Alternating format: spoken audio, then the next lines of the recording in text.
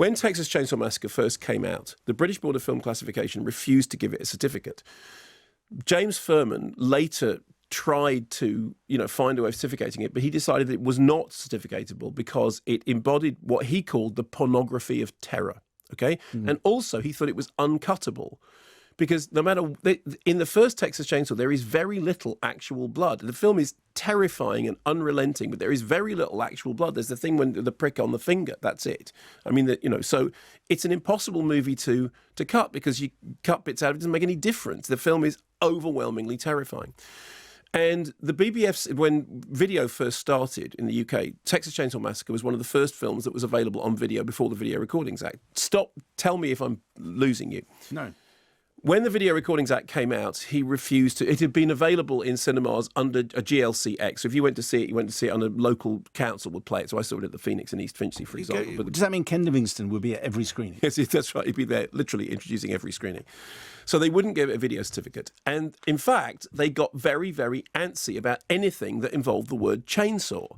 As a result of the notoriety, I'm not making this up, as a result of the notoriety of Texas Chainsaw Massacre, piranha women in the avocado jungle of death. Nice. Yeah, became. Oh no, it wasn't. That was cannibals, wasn't it? It was cannibals. It was chainsaws and cannibals. Chainsaws and cannibals. Originally, piranha women was called cannibal women in the avocado jungle of death. And Texas Chainsaw Massacre meant that things that had chainsaws, they didn't want chainsaws on the front cover of things because they thought. So Julian and I did a piece about chainsaws in the movies, like the chainsaw in Motel Hell, which is there's a big chainsaw duel in Motel Hell, which is kind of quite exciting.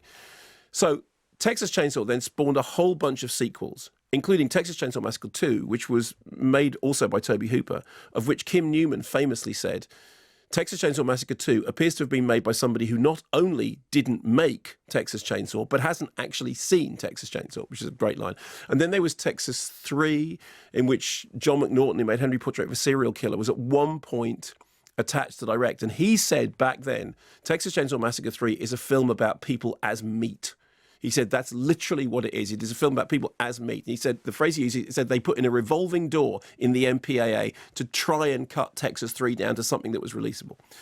Bunch of sequels later, we now get Texas Chainsaw Massacre, the sequel to the first film. Okay. That's how it's positioned anyway. So this is very much the way we do it nowadays. It's like you pretend that all the sequels didn't, like with the Halloween thing.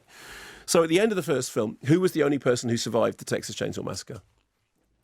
I haven't seen it. Okay, Sally Hardesty. Oh, is that a spoiler? No, she's one of the kind of final girls. So Sally Hardesty is a classic final girl. If you read Carol Clover's Men, Women and Chainsaws, Sally Hardesty is one of the kind of classic final girls. Okay? Right, and what makes her a final girl? She's the final girl. She's there at the end. So there's a whole trait in horror, particularly 70s exploitation, and goes on into 80s, that there is the triumphant final girl, Jamie Lee Curtis in Halloween. Right. Jay Hills is alive in I Spit on Your Grave. This is the is the big thing. Okay.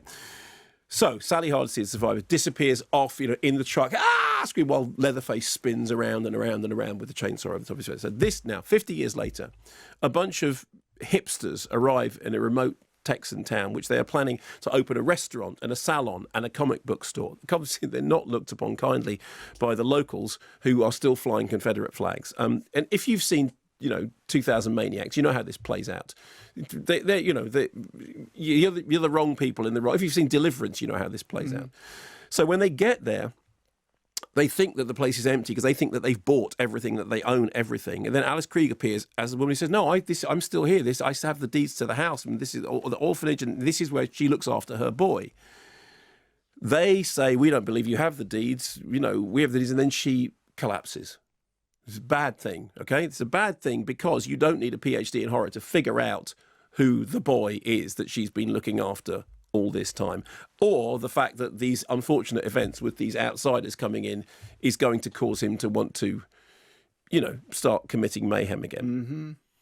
So on the plus side, the cast includes Elsie Fisher, who was brilliant in, remember 8th Grade? Do you remember I reviewed 8th Grade and I said it was a really, really interesting film, the one that was directed by Bo Burnham? Remember this? Is this ringing any bells at all? No. Okay, so 8th Grade, which is a really, really great film by Bo Burnham, in which Elsie Fisher stars as the eighth grader who lives online and is having to overcome nervousness, and it's a brilliant film about Tina. So anyway, so she's in the cast. She's very good. The cast also includes, and forgive me, Olwen, if I say your surname wrong, because I do this all the time. I think it's Olwen Fuere, who was brilliant in The Survivalist, and who here makes the very best of a callback role that, frankly, is pretty predictable and would be really not worth watching, was it not for the fact that she's doing it, because she's great. When she's in The Survivalist, the way she says the word legumes is just genius. Anyway, I think she's a really, really fine actor. The whole film is filled with knowing, in inverted commas, callbacks to the original, like the open door slam killing of the first, like the flailing car, chainsaw in the car of the second. What it doesn't have, of course, is any of the terror or low-key build-up or feeling of dread that the original has. It has plenty of sort of scrungy splatter, very much in the mould of Texas Chainsaw 2, which is a terrible film. I remember when I first went over to America to stay with Tim Polkat, he said, "What do you want to do?" I said, "I want to see Texas Chainsaw Massacre 2 because it's illegal in the UK. Can we go to a video store and hire it?" And he went, "Yeah, sure. Right. And why you want to? It's not any good." But please go. And we went and got Texas Chainsaw 2. I said, "You want to watch it?" "I want to go to bed." I sat there, watched Texas 2. Rubbish. But it's, a lot of kind of splattery comedy rubbish. Mm-hmm. We got a clip, don't forget. Oh, we got of Texas? Yeah. No, we haven't. We got a clip of Kimmy. I didn't play it. No, I did play it. Have we got a clip of Texas? Yes. Got a clip of Texas. Let's hear a bit then. Here it is. Here we go. Whatever happened to her? Is she still alive? She became a ranger here in Texas. She must have looked for that maniac for more than 30, 40 years. So she found him. He was wearing a mask. Not easy to locate someone if you don't know what they look like. Mm-hmm. And of course, the mask that he was wearing was a mask made of skin, because Leatherface in Texas Chainsaw is, well, the Ed Gein thing is interesting, because what Toby Hooper said is that all the members of the family in Texas Chainsaw are all sides of the Ed Gein character. Ed Gein, the Wisconsin ghoul who inspired Norman Bates in Psycho and inspired the central character in Deranged, which is specifically based on the Ed Gein story, and of course inspired Ed Gein in the movie Ed Gein, and famously Toby Hooper said was, the funny thing about the beginning of the Texas Chainsaw Massacre, it says the events you're about to hear are true. Well, they didn't take place in Texas, it wasn't a massacre, and it didn't involve a chainsaw. Other than that, it's all right. Absolutely on the money. The thing with this is, there's a scene on it, this will probably be remembered best for a scene on a bus, a scene of carnage on a bus, of which two things to say about it. Firstly, it's not as good as the bus scene in Nobody, and it's not as good as the bus scene in Shang-Chi. So it's kind of quite far down the way. What about the bus scene in On the Buses? No, it's as good as that. Right.